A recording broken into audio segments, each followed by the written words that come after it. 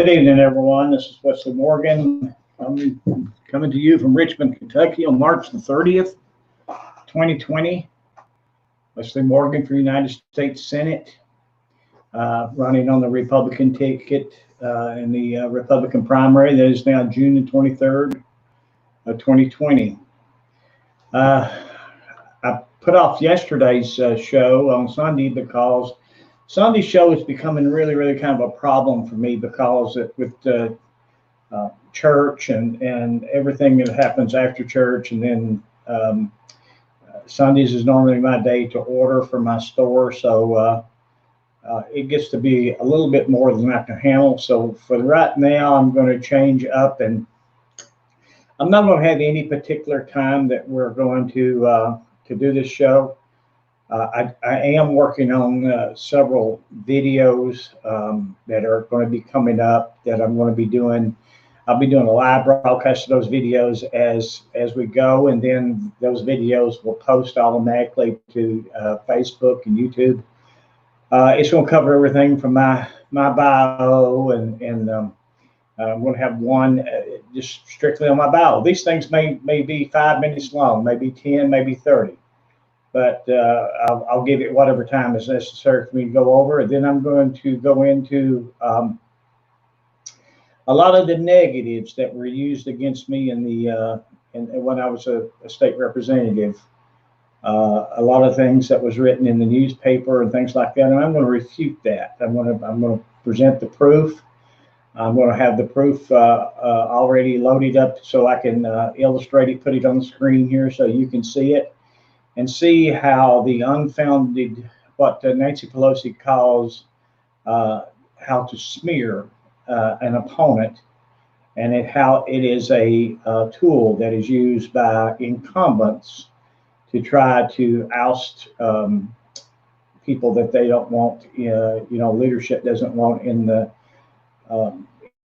legislature or in the Congress, and they use that to character assassinate you and try to do things that will cause the voters to turn against you and vote you out. Now tonight, I think I may have learned what the problem is with my computer. I think I was trying to send the video feed out to my personal page, my campaign page, and a couple other additional pages that we have, along with the admin page in the groups and in YouTube. So tonight I just set it up to do, and I've already seen Linda. Linda is already on here, so I see her name, and that's the first time I've been able to see a name, and I don't know how long. So by just going to that one Facebook page, I think that may be Ricky Smallwood. I see you on there, and that's the first time I've been able to see anyone interact with me in probably several weeks. Tonight, as I said, from this point on, I'm going to start doing these videos, and they can be random. They can be at any time. With everything's going on with the coronavirus and everything, for 2 weeks, 2 solid weeks, we've done nothing but we've been down. Everything's been canceled. I do have yard signs that's been delivered, and so far, and I believe we will have bumper stickers, and I'm going to have some 4x8 signs and stuff like that to allocate around the state.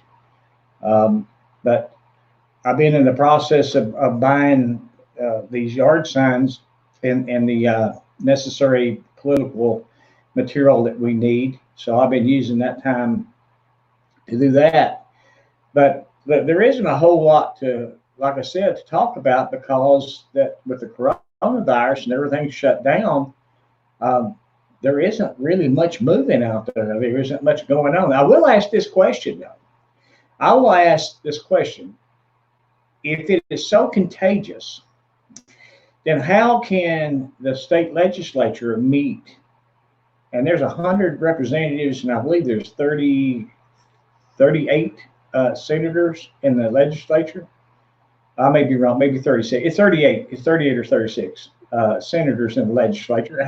How can they meet together Also, how can 435 members of Congress and 100 members of the Senate in Washington, D.C., how can they come together?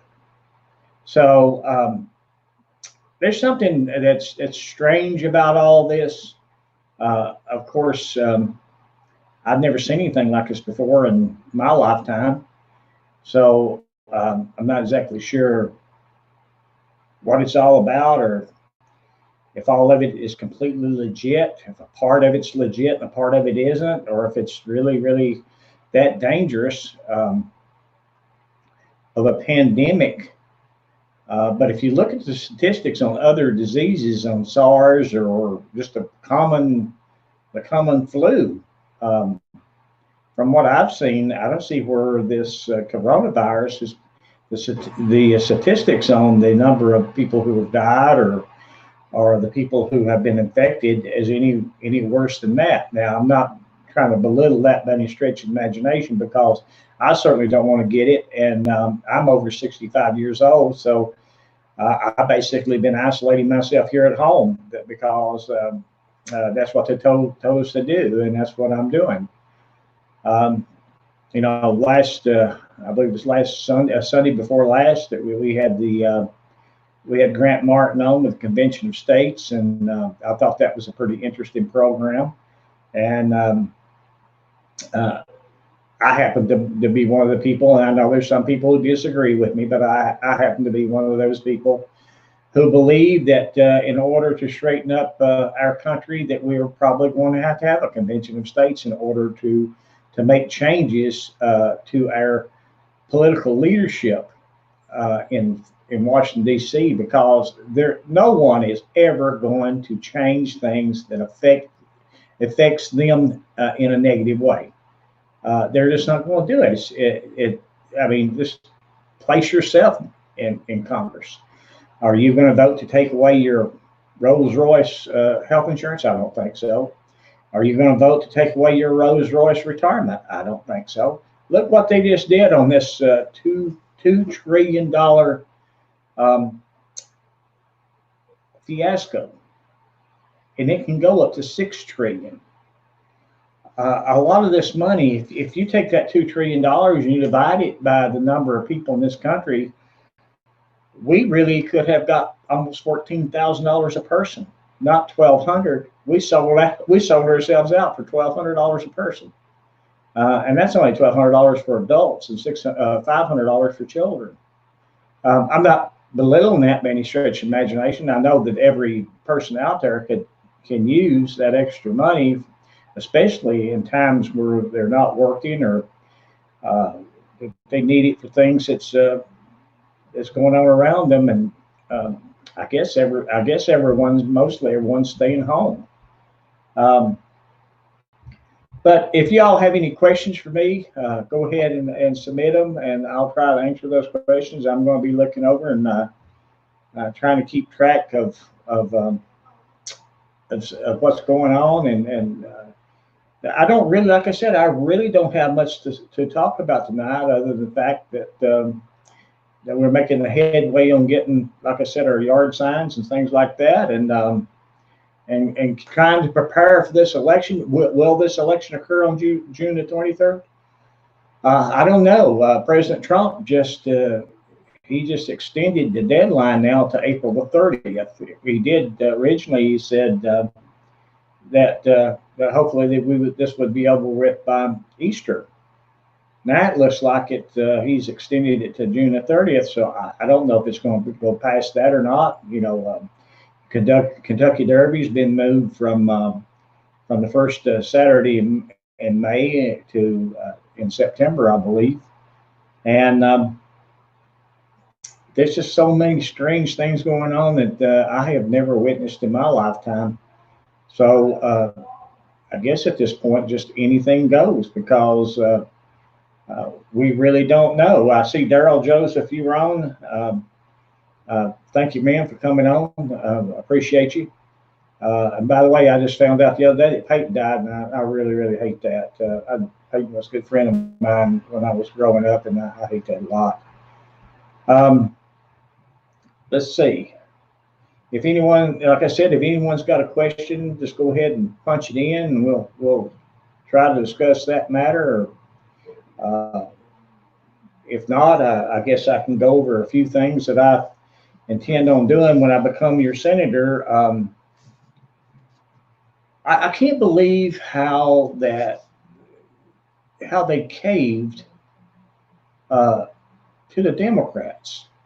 How that we had, in order to get relief for the American people, that we had to give the Kennedy Center $50 million, or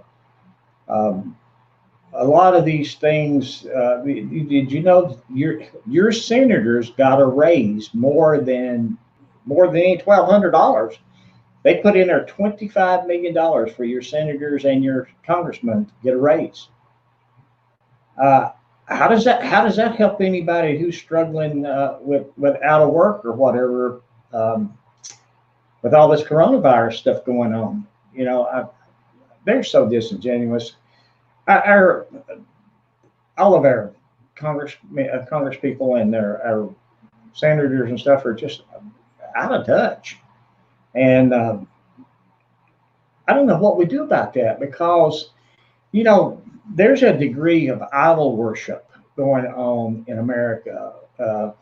Everyone wants to remove the other person's senator or congressman, but they don't want to remove their own. And if we keep these people in power, just every time that we reelect them over and over and over, and they go and they create their own little kingdom, I don't know how you overcome it. That people have got to open their eyes and see. I look at Mitch McConnell. Mitch McConnell is going to be, he'll be close to 80 years old if he gets reelected. Now think about that for a moment. Almost 80 years old. What is the life expectancy of a male in America? Is it 79? I believe it's 79. Well, if something happens to McConnell, if he gets in a position to where he can't function, and he has to resign, or he dies in office, of course that could happen to anyone, and I understand that. But the older you get, obviously, the more likely that becomes. But if that happens, guess who picks the next United States senator? Governor Andy Beshear picks that next senator, and I can guarantee you that it won't be a Republican. That if something happens to McConnell while he's in office, the same thing will probably happen. It happened when John Sherman Cooper resigned from the United States Senate seat back in the 70s, and Wendell Ford was the governor, and Wendell Ford appointed himself United States Senator. Now, I don't know how much history you all know, but Wendell Ford, he's been a United States Senator for years and years and years. In fact, I think Jim Bonning took his place. We never could get him out. He appointed himself United States Senator, and we never could vote him out. The same thing could happen if something happens to McConnell. And if McConnell has to resign, or God forbid, he passes away through old age, then Andy Beshear will probably appoint himself United States Senator, and that's what we'll get. And I just don't know. I just don't know. I don't think people really research things enough and look at what's going on. So, what do you do? What do you do when people won't look at the reality?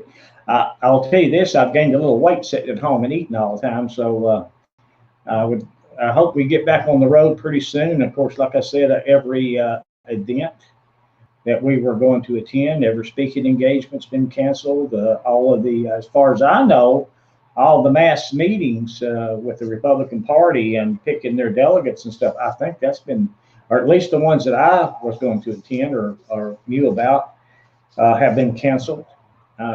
So really, I think everyone's just really sitting back and trying to wait and see where all this goes, because no one really knows. No one knows at all. What I would do when I'm elected United States Senator, the first, I'm going to fight to try to put God back into America. And I'm a Christian. I believe in God. I believe in Jesus Christ. And I believe especially we need to put God back into schools. And when I was brought up, a little boy, they used to be missionaries that used to come around to the schools and tell Bible stories, and it was very informative, and that was something that we all looked forward to. It was the missionaries coming and telling us about the Bible stories and stuff, and gave us a kind of a basis of religion when we were little. Of course, my mother always made sure she took us to church at I believe it was Hayden Baptist Church we used to go to, and my mother would take us as kids there, and we were perfectly fine with it, with Sunday school and church. Um, so my big thing would be to put God back into our schools and God back into our country, and start getting people to start thinking more about living the right life, and trying to do as little harm as possible to people and do as much help as you can. Now, obviously, I'm older. So when you start getting older, you start thinking more about, standing before the Lord, and having to be judged. So I certainly don't want to do anything in my life that I'm going to have to stand in front of my Maker and explain to him why I did it. Because he's already going to know I did it. But I've got enough of doing crazy stuff when I was a young man that I have to discuss with him, and I certainly don't want to add anything to it. I think we are to really concentrate on getting back to our Constitution and our Bill of Rights. I think there needs to be a total constitutional reset in this country. I think as long as we go back to the Constitution, which is the framework for our country, that this country will be just perfectly fine. But if we lose our constitutional rights, if we lose our right to bear arms, or our right to they were just talking the other day that Trump may have to suspend habeas corpus. The Constitution guarantees habeas corpus, so that if you get arrested, then they're going to have to give you a trial and let you prove whether you're innocent or guilty. But you can't just be incarcerated and held forever. Based on some of the things that's getting ready to happen in America, that he may suspend that if we have riots in the streets or whatever. And he can do that under a law that was passed during the Civil War that Abraham Lincoln signed, believe it or not. But if we just follow the Constitution, follow the Bill of Rights, I think all of us will be just fine. And let's see here. We absolutely need Congress to obey every law that they pass for us to obey. They need to obey. And this thing about, and especially their oath of office, but this thing about exempting themselves from laws that they pass, that in itself should cause every American to vote those people out. Think about that. Think about someone who would go up there and vote to put a law in that exempted them from having to follow it. There's nothing more atrocious or more unreasonable in this in our government than that.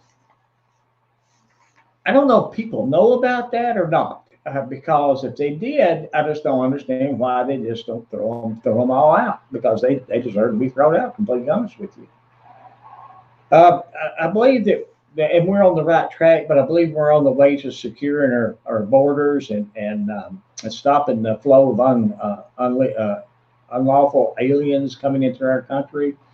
I don't have anything against immigration. I just want them to come in right, and I want the right people to come into our country. I don't want these members of this cartel and these gangs and stuff to come in and just run lawlessly all over America. And I mean, look at the number of Americans been killed, even from aliens trying to drive with no driver's license or nothing like that, and hitting and killing so many people in car accidents. But more atrocious, to be more atrocious, is murdering people. And I never will forget that little girl in San Francisco that alien shot and killed accidentally, I reckon, but he shouldn't have been in the country to begin with, or she'd be alive today. Let's see. You know, Nancy Pelosi and them, they put $350 million into that, spending bill that just passed. $350 million for illegal aliens. Now that's on top of the $4.5 billion they just passed just a few months ago. I believe it was in maybe July or something like that when they passed $4.5 billion to take care of all those illegal aliens that were crossing the border, and we were having to foot the bill for them. Man, when is that going to stop?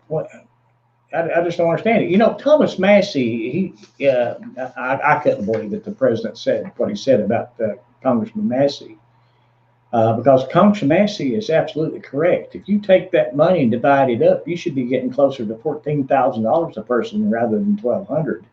$1,200 was just pocket change to us, while everybody else got it.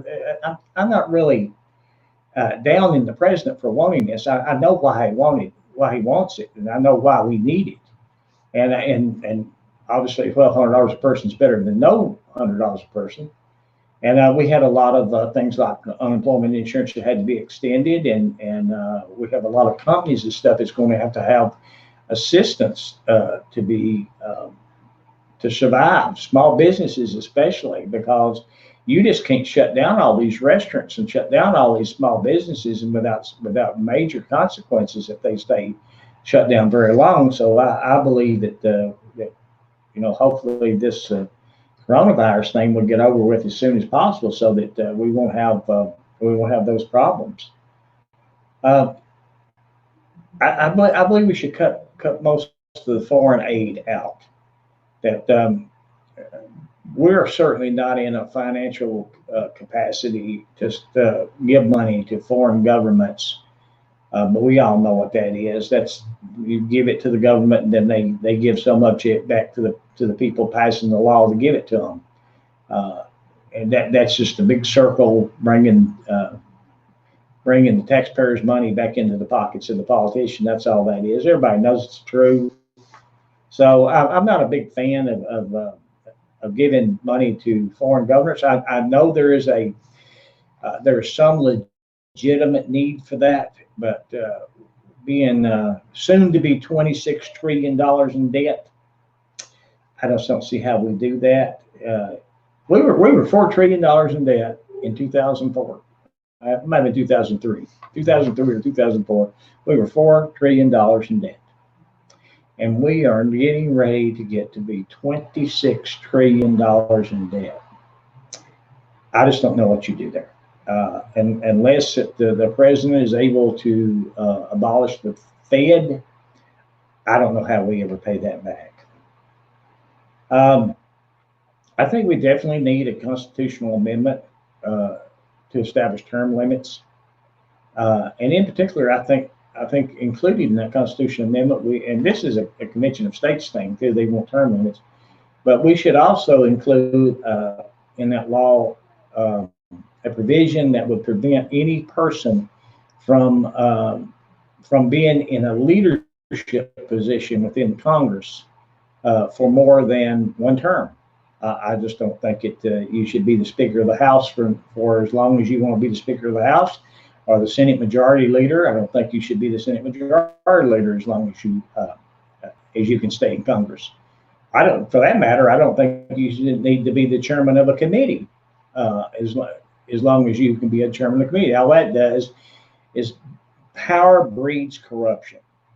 and the more that that you can curb the power of your congressmen and your senators, the more likelihood that you're going to get a fair shake. The American people is going to get a fair shake rather than the large corporations and stuff. And the game, you all know what the game is.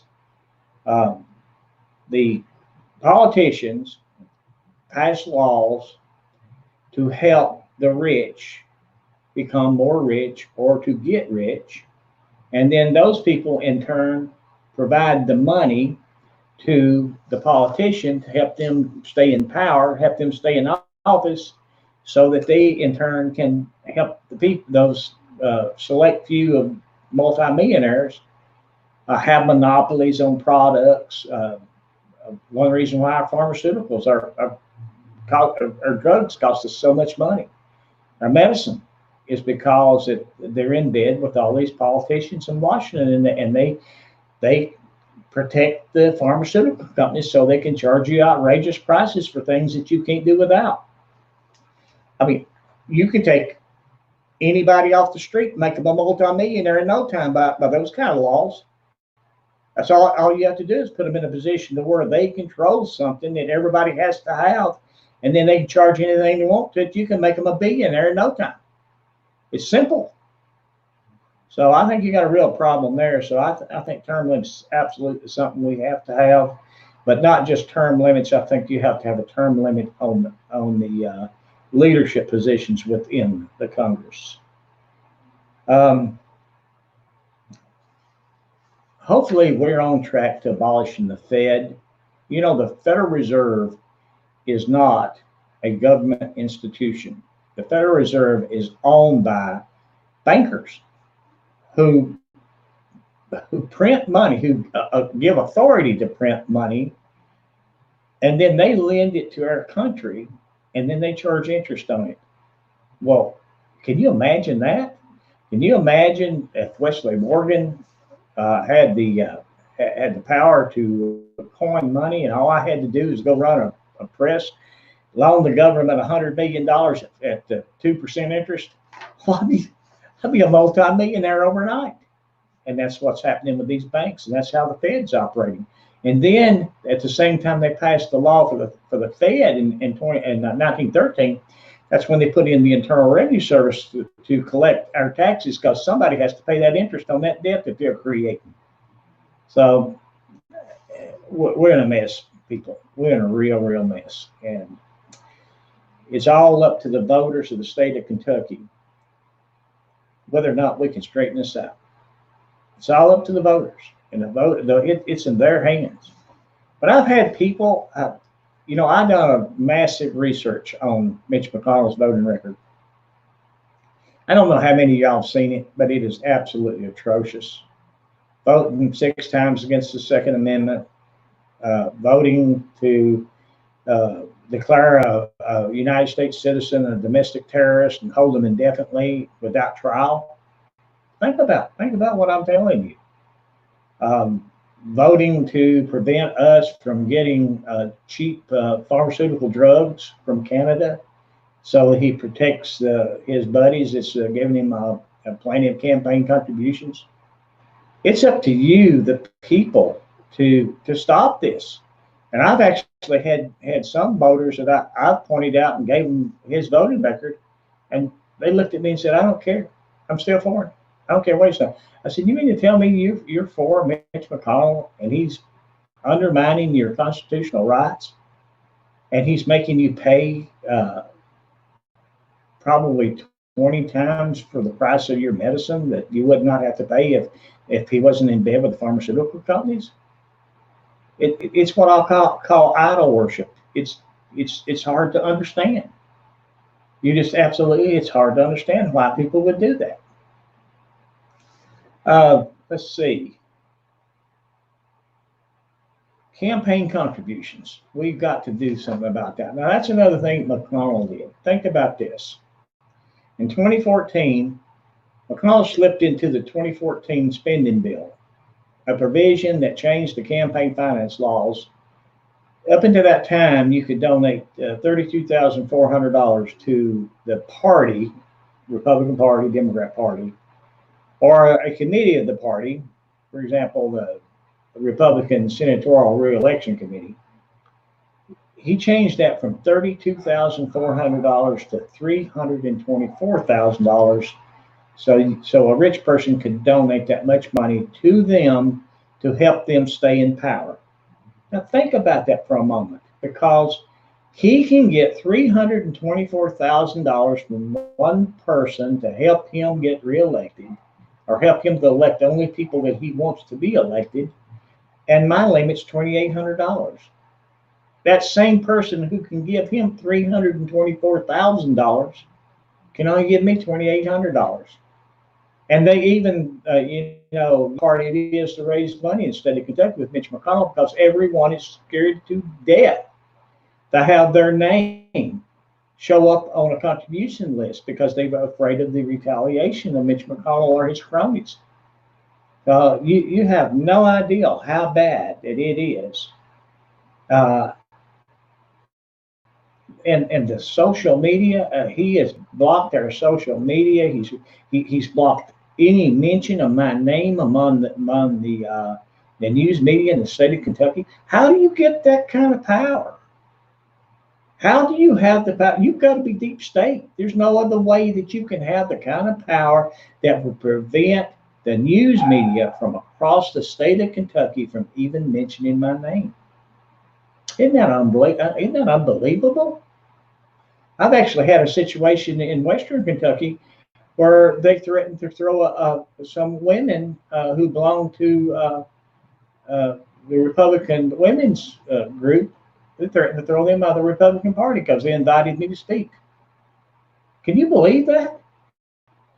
That Mitch McConnell and the Republican Party of Kentucky is doing the exact same thing that Hillary Clinton did when she was running for president, and they rigged the election against Bernie Sanders. Now, I'm not a fan of Bernie Sanders, don't get me wrong.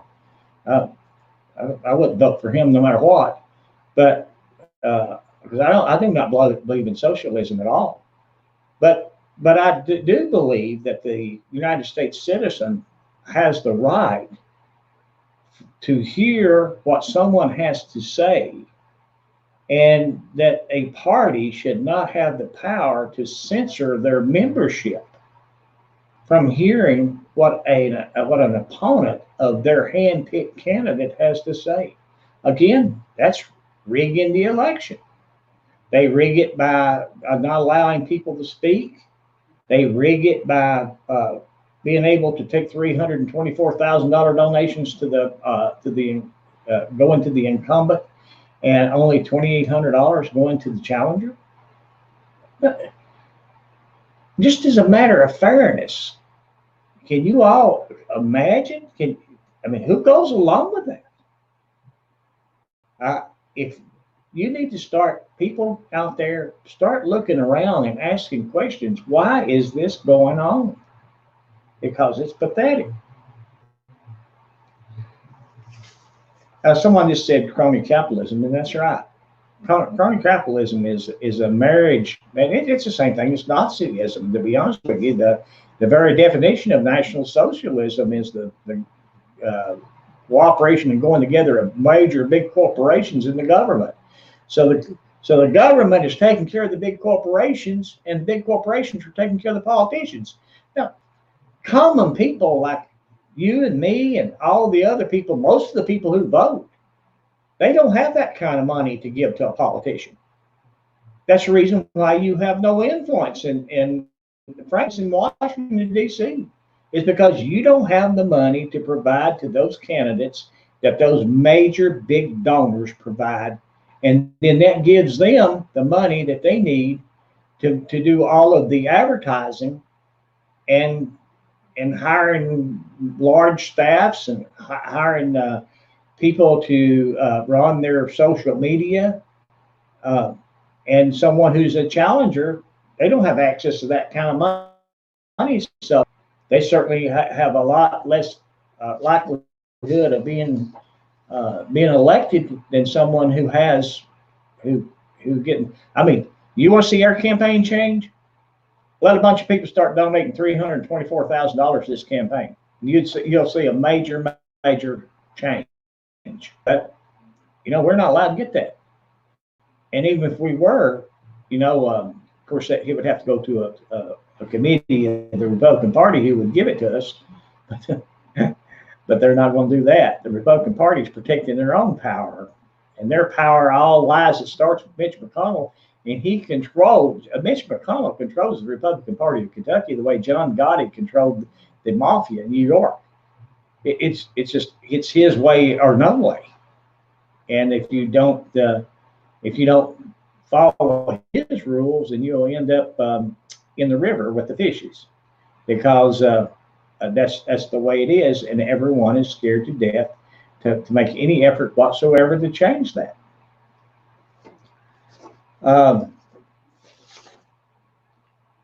Drug screening. I think you should have drug screening for anyone who receives public assistance. I believe that if you're going to take the money from the people for subsistence, that I believe that you ought to keep yourself straight and try to get you a job. I don't believe that you should be able to sign up and stay on this public assistance forever. So I'm for drug testing of people who receive assistance from the government. Another thing that we must do is that we must hold our government officials and employees of the government, we must hold them personally liable. Anytime that they violate someone's constitutional rights, a citizen's constitutional rights, if that is from negligence or intentional, then I believe that they should be held accountable. And we have a lot of that going on right now with the General Michael Flynn, where they've literally rigged the FBI. And now the FBI has rigged supposedly him lying to the FBI, and now they're acting like they can't even find the report, which is the evidence that he actually lied, and they can't find it. They don't lose stuff like that. They might have destroyed it, but they don't lose it. What's been going on in this country has just been absolutely. It all started, in my opinion, back probably with George H. Bush, and it's been going full blast trying to establish this one world government and take your rights away and put us subservient to a one world government and do away with the sovereignty of the United States. And I just don't believe that we need to go there. I think we need to do whatever we can to get away from that. Unless I see some questions here pretty soon, I'm going to be ending this broadcast. We've been into it now for 38 minutes.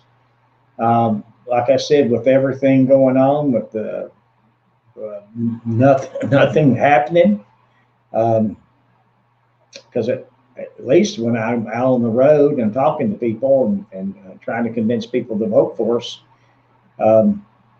at least we have things to talk about. But right now we don't have very much. I will tell you this: we ordered thousands of door hangers for door knocking. We've ordered 250 4x8 signs, which I would like to get a couple of those 4x8 signs in each county. Anyone who would like to help and participate in putting those 4x8 signs up, please, message me, Daryl, Joseph. If you want to put them up in hiding, please give me a message me. Anyone out there that would help do that in their county, we certainly would appreciate it. We have about 600 yard signs right now, so I'd like to get yard signs out to people that want them. And we're going to have to allocate them because a lot of this stuff I'm footing in my own pocket, and this stuff is very expensive. If anybody out there, if you could help us to donate, buy a box of yard signs. They're about $5 each. Um, so, any kind of help to our campaign, all you do is go to morganforsenate2020.com. It's on the actually, it's on the bottom there, how you donate. Go to morganforsenate2020.com and press the donate button, and you can use your credit card or you can send a check. And to help us buy the necessary information or the necessary campaign materials. Kentucky's a big state. I'm telling you, it's a long drive from Richmond, Kentucky to the Jackson Purchase. A long drive. It's a long drive anyway, anywhere out there. But we've got a lot of people that's coming on board with us. We just picked up some people that's going to help us in Trigg County, in Carter County, in Floyd County. We just continually people. Thank God the election was delayed to June 23rd because it just gives us more time for more people to come on board, for more people to help us. But this is a grassroots campaign, and if people go out and vote, easily. There's about 1.4 million registered Republicans in the state of Kentucky. Only about 400,000 of those turn out and vote. And a lot of those are connected to the Republican Party of Kentucky. So if we get 10% or 15% of people who have not been voting normally, if we get those to come out and vote for us, we will beat Mitch McConnell. And if we beat Mitch McConnell, we will have no problem whatsoever beating Amy McGrath. Amy McGrath is, who is Amy? Amy McGrath has never held office in her life. She has no idea what she's doing. Just because she rode the back seat of a jet airplane does not give her, what does that give her the experience to be someone who is going to make the laws in this state or this country? So I'm not afraid of Amy McGrath at all. I will tell you this, that the sentiment against Mitch McConnell is so bad that if anybody does have it, if Amy McGrath does have a chance, it's going to be against Mitch McConnell. It's not going to be against the constitutional conservative. I can tell you that. And God help us if Mitch McConnell gets reelected, because I'm telling you, he will become Donald Trump's worst nightmare. Because the only reason why that he is even remotely helping the president is because it's a re-election year. If Mitch McConnell, if this was not a re-election year for Mitch McConnell, he would have been fighting the president right through the impeachment because he wants him gone, because that he is a member of the deep state. In fact, Mitch McConnell's the plug in the swamp. And the only way you're going to drain that swamp is you got to pull that plug. All right. Well, I see that we don't have. Yes, Ricky, they have changed the primary from May the 19th to June the 23rd, 2020, and it would not fool me at all if it doesn't get changed again. Let's see here. Let me check and see if there's any more comments that I need to address.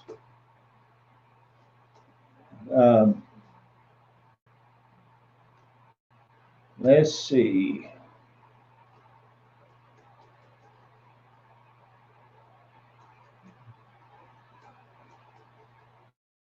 And sorry about missing yesterday, but I really didn't have much to say, so I thought, well, I'd delay it. And like I said, Sundays is just not working out anyway. So right now I'm going to make it 8 o'clock on Mondays. 9 o'clock was a little late anyway, but because of Sunday, church on Sunday night, I thought it had to be 9 o'clock. But 9 o'clock is kind of late by the time we get over on Sunday night, because everybody's getting ready to go to work on Monday morning, and everybody wants to have a little peace and quiet, watch TV and stuff before they have to turn in so they can get up and go to work. But unless someone has a question, we are not even allowed, Ricky Smallwood, not even allowed to call the media to ask why. Well, Sam Burns out in Owensboro sent an op-ed to to the Owensboro paper, and I don't think they ever gave him a response. I think Virgil Edwards sent one to the Richmond Register. Richmond Register came in, interviewed us, but they've never, to my knowledge, it's never been posted. I know that Wallingford Broadcasting, WVON here in Richmond, called me and indicated they want to do an interview, but never did follow through with it.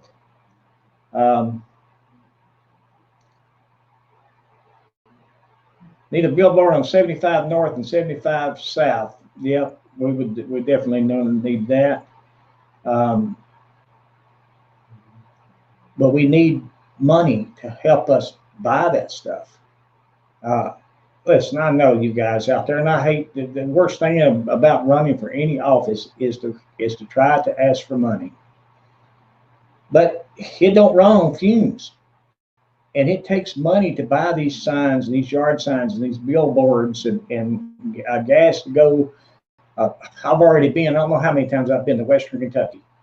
And that is a long 3.5, 4.5, 5 hour drive.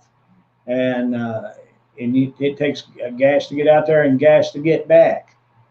So, any support, we've been raising some money, but most of it's been from out of state, to be quite honest with you, but we sure could use some help in state. So if you could find your way to, if we just had 500,000 voters in Kentucky, we'll just give $100. Think about that. That'd give us all the money we'd ever need to run a state campaign against Mitch McConnell. Even $50 would do it. But it's hard when you're being blocked, when people don't even know to this day. We've been running this campaign since May 16th of 2019. We've been mentioned one time that I know of, one time on WHAS TV in Louisville. One time. And that's when we first announced that they put it on Louisville, and then it was shut down, and not another word has been said. Nothing. Well, let's see. Do I have any questions?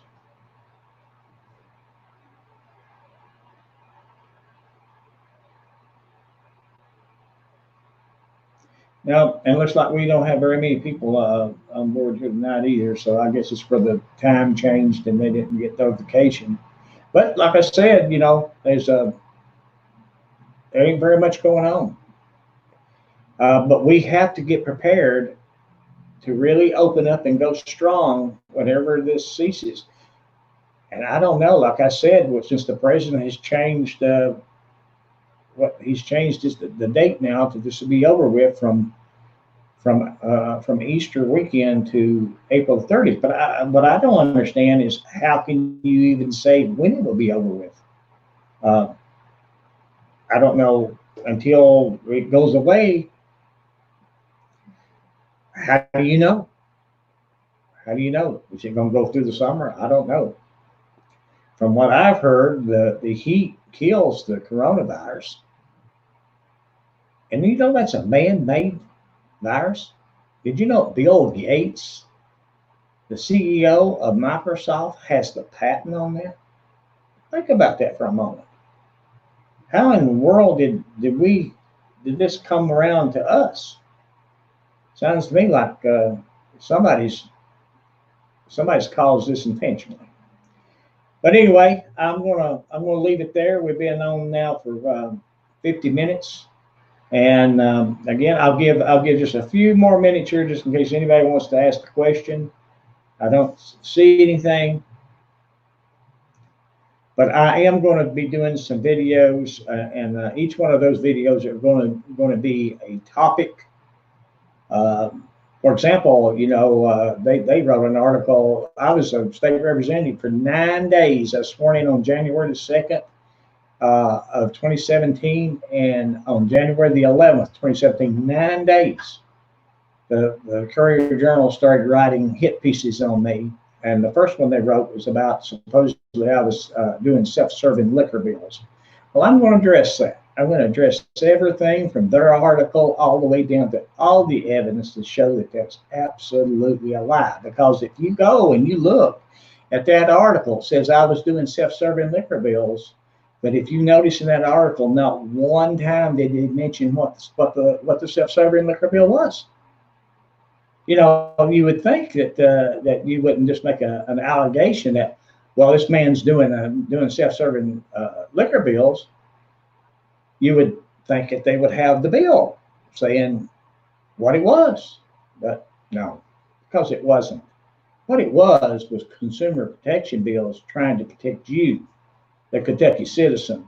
But remember, like I said, we had two large corporations, one from Miami and the other one from Atlanta, and they come in here and bought out all of the wholesalers in the state of Kentucky and tripled the price of products in this state.